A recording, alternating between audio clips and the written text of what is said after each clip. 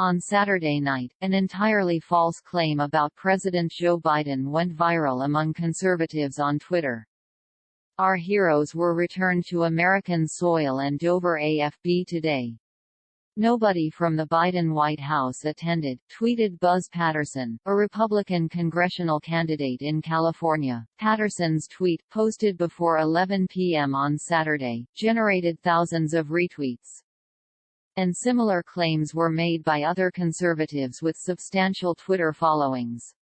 Ryan Fournier, the Students for Trump co-founder who has more than 940,000 followers, tweeted a near-identical claim. Fournier's tweet specified that not even the President of the United States showed up at Dover, and it concluded, "Remember every moment of this." Fox News host Laura Ingraham amplified a similar tweet. She added, "The Biden administration doesn't care about our troops." Richard Grenell, who served as acting director of national intelligence under President Donald Trump, also amplified a similar tweet, though he added, "How could this be? It's so offensive." When another conservative commentator replied that the claim had not been confirmed, Grenell added, "I pray no one made this mistake. Facts first, it's completely false that nobody from the Biden administration showed up at Dover Air Force Base to greet the remains of the 13 troops killed in a terror attack on Thursday outside Kabul's airport." President Joe Biden and First Lady Jill Biden, along with Secretary of Defense Lloyd Austin, Secretary of State Antony Blinken, and other administration officials, attended the dignified transfer at Dover on Sunday morning. The viral tweets accusing the Biden administration of being absent at Dover were posted hours before the remains actually arrived at the base. The false claims were previously noted on Twitter by Travis Akers, a progressive Navy veteran. Ingraham, Fournier, Grenell and Patterson ended up deleting their tweets, at varying speeds, after their inaccuracy was pointed out.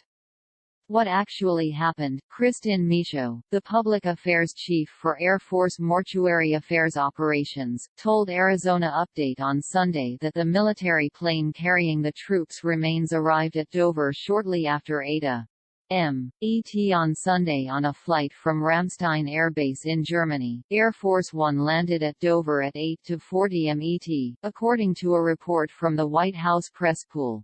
It carried the President, the First Lady, and, according to the White House, 8 Biden aides. In addition to Austin, Joint Chiefs of Staff Chairman General Mark Milley and other senior military officials attended the proceedings at Dover. After Biden exited Air Force One and spoke to the military commanders who greeted him, he was driven to a building on the base. He then met with troops' family members at the base's Center for Families of the Fallen, according to the White House. The dignified transfer, in which the remains are carried from the plane to a waiting vehicle and then to a mortuary facility, began later in the morning.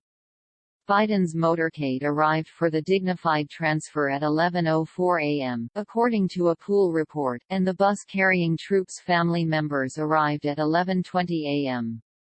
You can read more about the proceedings here. Biden's schedule. One of the tweeters who made the false claim about Biden not showing up at Dover, businessman and Republican political consultant Blair Brandt, deleted that initial false tweet, but then insisted, just after 1 a.m. on Sunday morning, that Biden still had no plans at the time to attend the return of the remains, according to the current White House schedule.